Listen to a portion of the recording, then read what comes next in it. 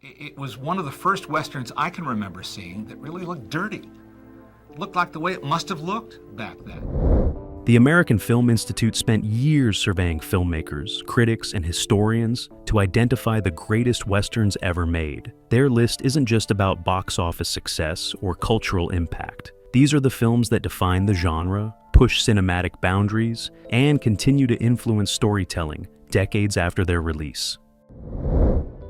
Number 15, Cat Ballou, 1965. He keeps on, far beyond all reasonable endurance, never thinking of himself as martyred, never thinking he keeps on, far beyond all reasonable endurance, never thinking of himself as martyred, never think. Elliot Silverstein's comic western subverted every genre convention and earned Lee Marvin his only Academy Award. Jane Fonda plays a schoolteacher turned outlaw leader after corrupt railroad interests murder her father. But here's the kicker. The film works as both parody and genuine Western, mocking genre cliches while respecting the emotional stakes. Marvin plays dual roles, the drunken gunfighter Kid Shelleen and his villainous twin brother, Tim Strawn, creating a Jekyll and Hyde dynamic that satirizes the good gunner versus evil gunner trope.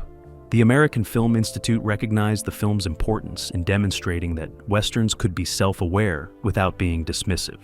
Silverstein uses musical narrators, played by Nat King Cole and Stubby Kaye, to comment on the action like a Greek chorus. This device, borrowed from Brecht's theatrical techniques, creates an ironic distance that allows the film to both celebrate and critique Western mythology.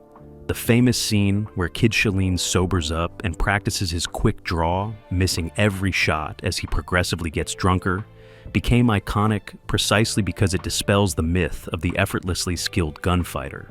Marvin prepared by studying actual alcoholics to understand how intoxication affects motor control and judgment.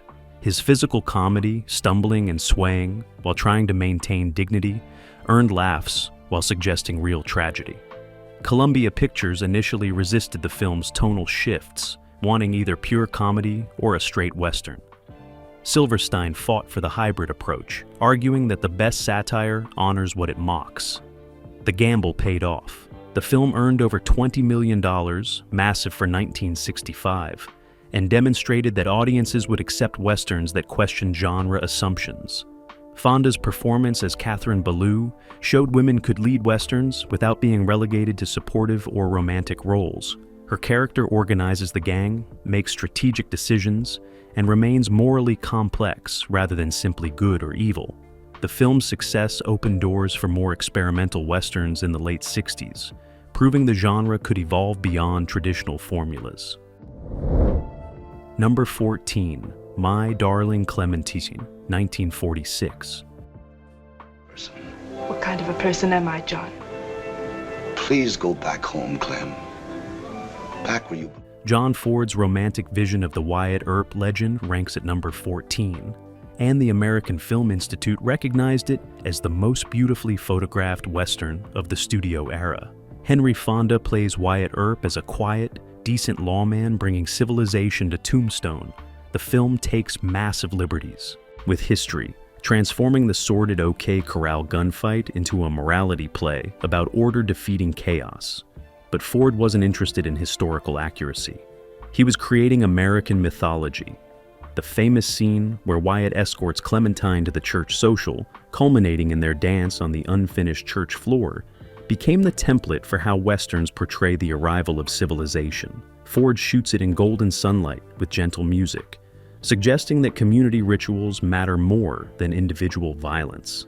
Victor Mature plays Doc Holliday as a tragic romantic, a cultivated man dying of tuberculosis who finds brief redemption through friendship with Wyatt. This characterization, historically dubious, became the definitive screen version, influencing every subsequent portrayal. Ford met the real Wyatt Earp in the 1920s and claimed Earp described the OK Corral fight during their conversations. Most historians believe Ford invented this claim to give his romanticized version false authority. What matters is that Ford created images so powerful they displaced actual history and popular imagination. The film's visual composition, particularly the shots of Monument Valley's buttes silhouetted against vast skies, establish the landscape as a character in Western cinema. Every shot is precisely framed, using deep focus to show foreground, middle ground, and background in sharp detail simultaneously. Cinematographer Joseph McDonald created this look using slow film stock and bright lighting, requiring actors to hold positions during extended takes. 20th Century Fox released the film in November 1946, where it performed respectably but wasn't a major hit. Its reputation grew through decades of television, broadcasts, and critical re-evaluation. The American Film Institute's inclusion acknowledges that the film's aesthetic influence exceeds its commercial success, teaching subsequent filmmakers how to use landscape and composition to convey moral themes. Number 13, Stagecoach, 1939. Keep the fire going, Chris. Plenty of hot water. This ain't your seat. John Ford revolutionized the Western with this tight ensemble drama, set almost entirely inside and around a stagecoach traveling through Apache territory. The film elevated the genre from B-movie status to prestige filmmaking, proving Westerns could explore complex characters and social issues. The American Film Institute recognized it as the first modern Western, the film that established conventions every subsequent Western would either follow or consciously reject. The setup is brilliantly simple. 9 passengers from different social classes and moral standings are forced into close proximity during a dangerous journey. Ford uses this confined space to examine class prejudice, redemption, and courage. John Wayne plays the Ringo Kid, an escaped convict seeking revenge, in the role that made him a star.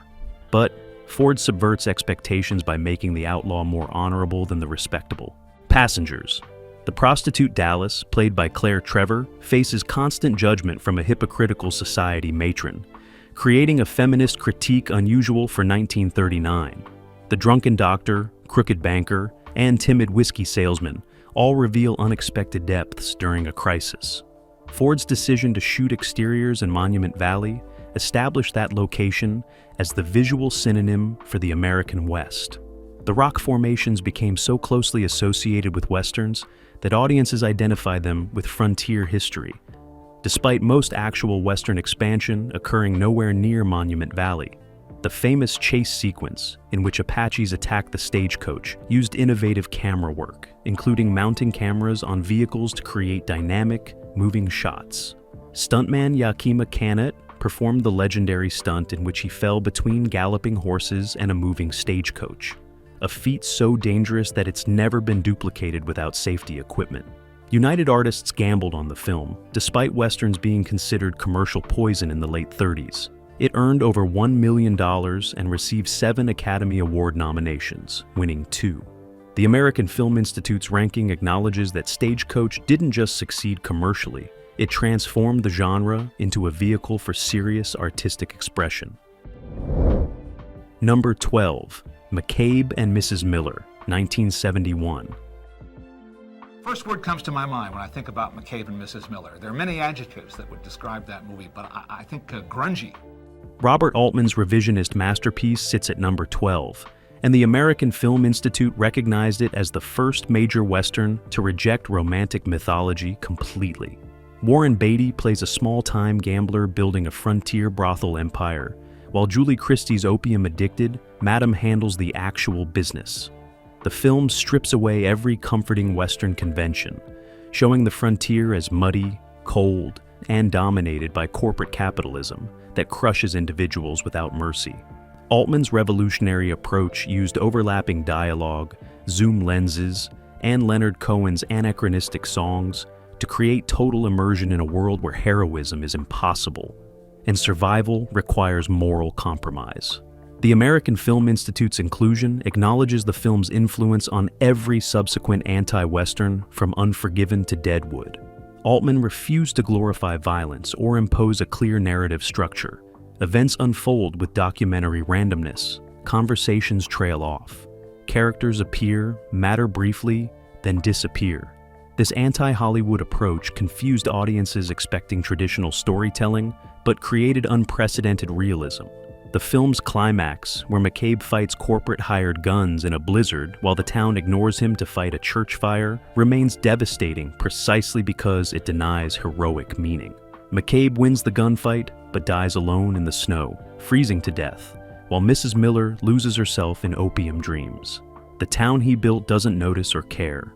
Cinematographer Vilmos Zsigmonds' flashing, technique pre-exposing film to create washed-out colors made every frame look like a faded photograph. This visual strategy suggests we're watching something already slipping into the realm of forgotten history.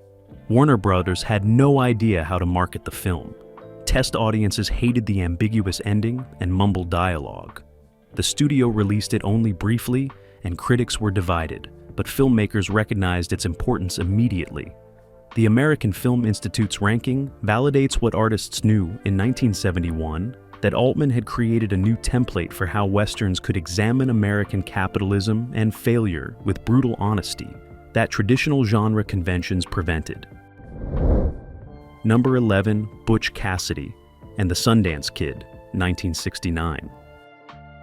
Any rules? Let's get the fight started. Someone count 1, 2, 3, go. 1, 2, 3, go. George Roy Hill's Buddy, Western became a phenomenon and ranks 11th on the American Film Institute list for revolutionizing how Westerns blend humor, action, and melancholy. Paul Newman and Robert Redford play the famous outlaws during their final years, fleeing to Bolivia as modern law enforcement makes their lifestyle obsolete. William Goldman's screenplay won the Academy Award for its innovative structure and dialogue that made criminals sympathetic without glorifying their crimes. The American Film Institute recognized the film's importance in proving Westerns could be character-driven comedies exploring friendship and mortality, rather than focusing primarily on action and violence. The famous "Raindrops Keep Falling on My Head" sequence, in which Newman rides a bicycle with Catherine Ross, seemed to violate Western genre rules by importing contemporary music and a playful tone. But it worked precisely because it acknowledged the characters' awareness that their world is ending. The Super Posse sequence, where relentless pursuers hunt them across impossible terrain, creates genuine tension despite the film's overall lightness. Conrad Hall's cinematography alternates between sun-drenched nostalgia and harsh realism, suggesting the gap between how Butch and Sundance see themselves versus their actual situation. The ending, freezing on a frame before we see them die, became iconic for allowing audiences to imagine survival while knowing it's impossible. 20th Century Fox executives initially hated Goldman's script, finding it too jokey and unconventional. They wanted a traditional Western with clear heroes defeating villains. Goldman, Newman, and Redford defended the screenplay, threatening to walk if forced to make changes. The studio relented, and the film became the top-grossing movie of 1969, earning over $102 million worldwide. The American Film Institute's inclusion acknowledges that the film didn't destroy the Western genre, as some critics feared. It expanded the genre's possibilities, proving Westerns could be bittersweet comedies about friendship facing inevitable obsolescence while maintaining emotional authenticity and respecting audience intelligence. Number 10, Red River, 1948. Don't try and tell me what to think.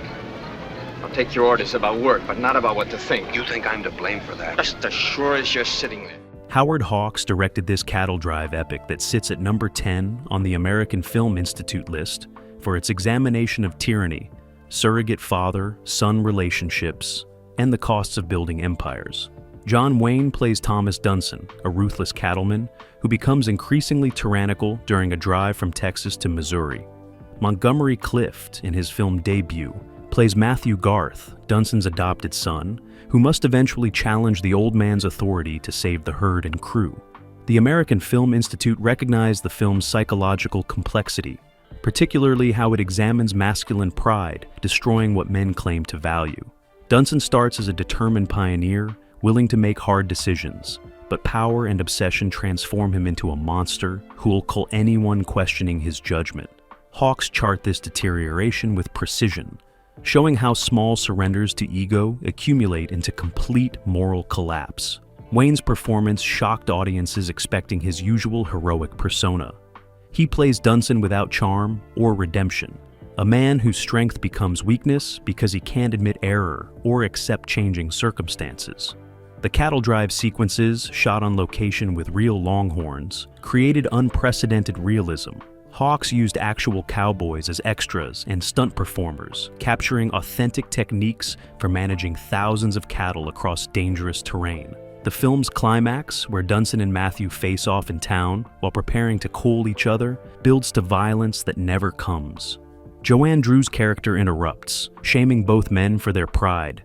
This resolution frustrated some viewers who wanted a definitive confrontation, but Hawks argued that avoiding violence requires more courage than fighting. United Artists distributed the film, which became a substantial hit, earning over $4 million. The American Film Institute's ranking acknowledges Red River's influence on every subsequent film, examining father-son conflicts and the price of American expansionism. The film asks whether building civilization justifies tyranny, and its refusal to provide easy answers makes it permanently relevant. Number 9, The Wild Bunch, 1969.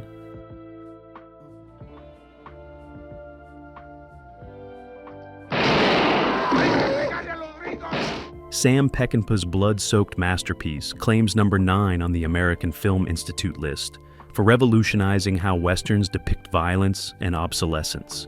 William Holden leads an aging outlaw gang attempting one final robbery in 1913 Texas before fleeing to Mexico. The film's opening massacre, where the Bunch's robbery goes catastrophically wrong and civilians die in crossfire, shocked audiences with its graphic violence. But Peckinpah wasn't glorifying violence. He was forcing audiences to confront its actual cost. The American Film Institute recognized that the film's controversial gore served a moral purpose, making violence horrific rather than entertaining. The famous slow-motion techniques showed every bullet's impact, every dying face, eliminating the bloodless gunfights that had made killing seem consequence-free in traditional westerns. The screenplay, by Wyland Green and Peckinpah, examines men who've outlived their time and know it. Automobiles, machine guns, and modern law enforcement have made their skills worthless. The film becomes a meditation on aging, loyalty, and whether dying with dignity matters when your life has been wasted on violence. The relationship between the Bunch and the posse hunting them, led by Robert Ryan, suggests these men are two sides of the same coin, former partners separated only by who pays their salaries. The final massacre, where the Bunch choose suicide by attacking a Mexican general's entire army, runs 4 minutes of pure carnage. Peckinpah used multiple camera speeds and 6 cameras to create balletic violence that's simultaneously beautiful and horrifying. Warner Brothers nearly shelved the film, terrified by the violence and convinced it would be a commercial disaster. They forced cuts before release, though even the compromised version retained most of Peckinpah's vision. The film performed respectably and slowly built a reputation as critics recognized its anti-violent message. The American Film Institute's inclusion validates Peckinpah's argument that showing violence truthfully serves a moral purpose by destroying romantic myths that make real violence possible. Number 8, Shane, 1953. Mi stavi guardando per sentire. Un bel po', eh? Dammi un po' di lei. Mi piace un uomo che osserva le cose che succedono intorno. Ancora, un po' d'acqua. George Stevens' mythic Western sits at number 8 on the American Film Institute's list of the most perfectly constructed films in the genre. Alan Ladd plays a mysterious gunfighter trying to escape his violent past by working as a farmhand for a homesteader family. When cattlemen threaten the farmers, Shane must choose between peace and protecting the innocent. The American Film Institute recognized the film's archetypal power, how it distills Western mythology into its purest form while acknowledging the costs of violence. Shane functions as a Christ figure, a man who sacrifices his soul to save others. His final gunfight, necessary to protect the homesteaders, destroys his chance at redemption because coaling, even justified coaling, corrupts the coaler. The famous ending, where Shane rides away wounded while young Joey screams, "Shane, come back," became the template for bittersweet Western conclusions. We never learn if Shane survives. He remains a mystery, which is precisely why he's unforgettable. Brandon DeWilde's performance as Joey, the boy who idolizes Shane, provides the emotional core. Joey sees in Shane everything heroic his hardworking but unheroic father cannot offer, creating a surrogate father dynamic that threatens the actual family structure. Steven's shot in the Grand Tetons, and the mountain vistas aren't just beautiful, they dwarf human conflicts, suggesting that these life and death struggles are insignificant on geological timescales. The film argues that individual heroism matters desperately to individuals, but nature doesn't care who wins. Jack Palance's villain, the hired gun Wilson, became the archetypal Western bad guy, all in black with cold eyes and professional detachment. His showdown with Shane, filmed in one unbroken sequence with no quick cuts, remains the most perfectly choreographed gunfight in cinema. Paramount released Shane in April 1953, where it became a massive hit, earning over $9 million. The American Film Institute's ranking acknowledges the film's permanent influence on genre, storytelling, and visual style. Number 7. The Good, the Bad, and the Ugly, 1966.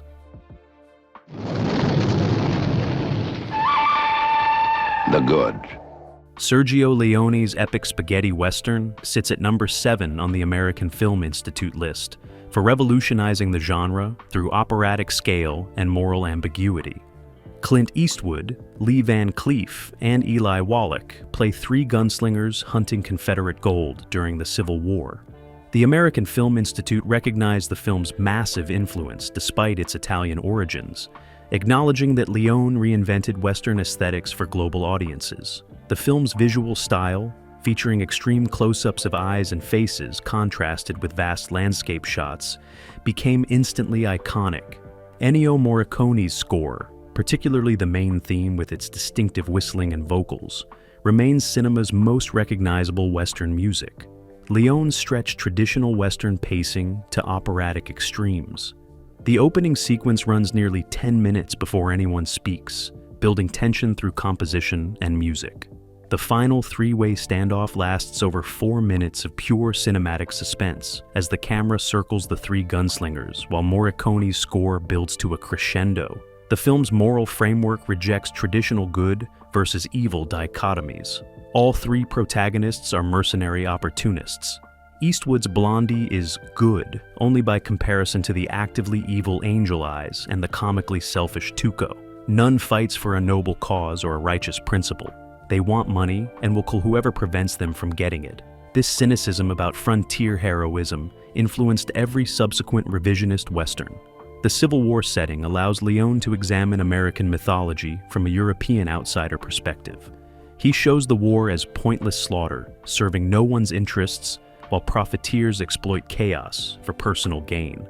The Batterville Bridge sequence, where a Union and Confederate captain pointlessly sacrifices hundreds of men for strategically worthless terrain, indicates military leadership and nationalist mythology simultaneously. United Artists released the film in December 1966 in America, where it earned over $6 million, substantial for a foreign film. The American Film Institute's inclusion acknowledges that great westerns could come from unexpected sources and that Leone's radical aesthetic innovations permanently changed how filmmakers approach the genre, both visually and thematically. Number 6. Unforgiven, 1992. And you bring in 2. Chase your pony! Clint Eastwood's meditation on violence and aging claims number 6 on the American Film Institute list for deconstructing every Western myth Eastwood had helped create. Eastwood plays William Money, a reformed color drawn back to violence by poverty. The film examines whether people can escape their nature and what it costs to try to do so. The American Film Institute recognized Unforgiven as the definitive revisionist Western, the film that exposed genre mythology while respecting what made those myths powerful. David Webb. People's screenplay dismantles romantic notions about gunfighters, showing them as ordinary men who kill not through supernatural skill, but through willingness to be more brutal than opponents.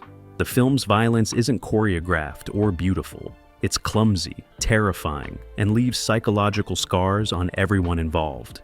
Gene Hackman's sadistic sheriff, Little Bill Daggett, represents law enforcement as legalized violence, using his badge to justify cruelty. Richard Harris plays English Bob, an aging gunfighter whose biographer writes dime novels glorifying exploits. When Bob gets humiliated and beaten, the biographer transfers allegiance to Little Bill, showing how storytellers prostitute themselves, selling violence to audiences craving simple good versus evil narratives. The film's moral center isn't the gunfighters, but the prostitutes whose disfigurement sets events in motion. They represent the only genuine morality, hiring cullers to punish men who treated women as property. Money's final rampage, methodically executing Little Bill and his deputies in the rain, provides no cathartic release. We watch a human transform into a culling machine while fully conscious of the transformation. His final words, "Deserves got nothing to do with it," acknowledge that morality is irrelevant when power determines outcomes. Warner Brothers released Unforgiven in August 1992, where it became a surprise hit, earning over $159 million and winning 4 Academy Awards, including Best Picture. The American Film Institute's ranking acknowledges the film as the culmination of the genre's evolution, sophisticated enough to critique Western mythology while demonstrating why those myths persist. Number 5, The Ox Bow Incident, 1943. I'll go and fetch it. Yeah! Here comes Mom! Come on, we're ready to go! William Wellman's savage indictment of mob justice claims number 5 on the American Film Institute list as the most morally uncompromising Western ever made. Henry Fonda leads a posse that lynches 3 innocent men, then discovers their mistake too late. The American Film Institute recognized the film's courage in using Western conventions to examine the American capacity for evil and how ordinary people commit atrocities by convincing themselves they serve justice. The plot is devastatingly simple. Rumors of cattle rustling and murder inflame townsmen who hunt down strangers and hang them, despite insufficient evidence. After the lynching, they learn the supposed murder victim is alive, and the real rustlers are in custody. Wellman forces audiences to recognize themselves in the lynch mob. No character is purely evil. They're tired, frustrated men who convince themselves that quick justice serves the greater good. Dana Andrews plays one of the lynched men with dignity, pleading for his life while maintaining innocence. The posse doesn't disbelieve him. They just don't care enough to wait for confirmation. That apathy is more horrifying than active evil. The scene where a posse member reads the victim's farewell letter to his wife remains devastating. The camera holding on listeners' faces as they confront what they've done. Several break down, but tears don't bring the dead back to life. The film ends without resolution or catharsis.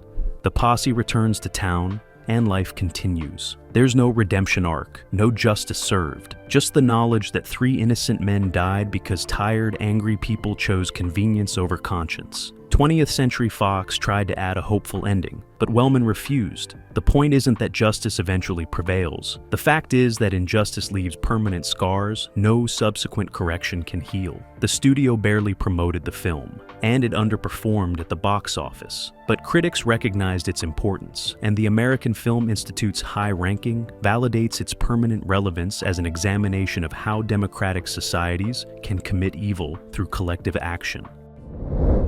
Number 4, The Treasure of the Sierra Madre, 1948.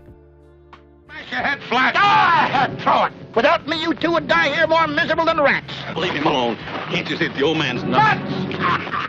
John Huston's examination of greed claims number 4 on the American Film Institute list for its psychologically precise depiction of how gold corrupts reasonable men into paranoid animals. Humphrey Bogart plays Fred Dobbs, who joins 2 other Americans searching for gold in the Mexican mountains. What starts as a partnership devolves into murderous suspicion. The American Film Institute recognized the film's universal themes about human nature under pressure, and how material wealth destroys the souls of people seeking it. Bogart's performance charts mental deterioration across 2 hours. Dobbs doesn't suddenly go mad. He degrades incrementally, each small surrender to suspicion, paving the way for the next until the original person no longer exists. This gradual collapse influenced every subsequent film about characters losing themselves to obsession. Walter Huston plays the old prospector Howard with wisdom earned from previous gold rushes. He knows treasure doesn't matter. The journey reveals who you are, and most men don't like what they discover. His final laughter when wind scatters the gold across the desert isn't madness, but recognition that human ambition is a cosmic joke. The production's brutality, shooting in actual Mexican mountains with cast and crew enduring genuine hardship, bleeds through every frame. Bogart's exhaustion and discomfort are real, not performed. Huston believed authentic suffering would create authentic performance. The film's ending, where bandits murder Dobbs for what they think is sand, not realizing the bags contain gold, achieves perfect irony. The treasure that destroyed Dobbs means nothing to his killers. Warner Brothers released the film in January 1948, where it performed respectably and won 3 Academy Awards, including Best Director and Best Supporting Actor for Walter Huston. The American Film Institute's ranking acknowledges the film's permanent relevance as a parable about how pursuing wealth corrupts character and destroys relationships, themes that transcend the Western genre entirely. Number 3, The Searchers, 1956. John Ford's obsessive masterpiece ranks 3rd on the American Film Institute's list as the most disturbing exploration of racism and obsession disguised as adventure. John Wayne plays Ethan Edwards, a Confederate veteran searching for his kidnapped niece across 7 years. But here's what makes it brilliant. Ethan isn't searching to save her. He's searching to coal her because she's lived with the Comanches too long. The American Film Institute recognized the film's courage in making its protagonist an unrepentant racist, whose obsession nearly leads to murdering his own niece. Ford never asks us to forgive Ethan's hatred. We watch it consume him. Wayne's performance shocked audiences expecting his usual heroism. He plays a monster whose racism is a defining feature, not a flaw to overcome. The film's visual compositions influenced every subsequent Western. Ford frames Ethan obsessively in doorways, always on thresholds, never fully inside domestic spaces. He's a man who cannot exist within civilization, too damaged and violent ever truly to come home. The famous final shot, where Ethan stands in the doorway after returning Debbie, then turns and walks into the desert while the door closes, captures the tragedy of men who save civilization but can never join it.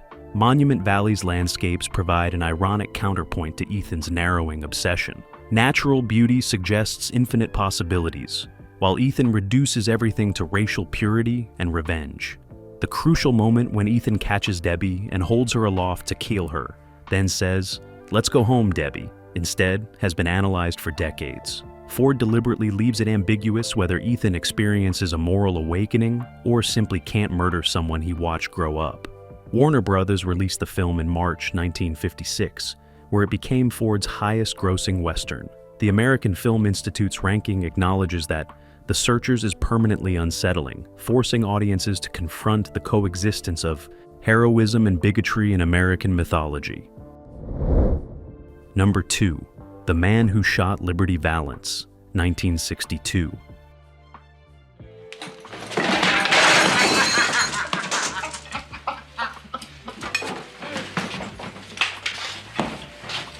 That's my steak, Valance. John Ford's final masterpiece takes number 2 on the American Film Institute list as the most sophisticated examination of myth-making ever filmed. James Stewart plays a senator returning to Shinbone to attend John Wayne's funeral. Through flashbacks, we learn that Stewart's legendary status as the man who shot outlaw Liberty Valance is a lie. Wayne culled Valance, but let Stewart take credit. The American Film Institute recognized the film as Ford's deliberate dismantling of his own legacy after 40 years of building Western mythology. The famous line, "When the legend becomes fact, print the legend," isn't just about journalism.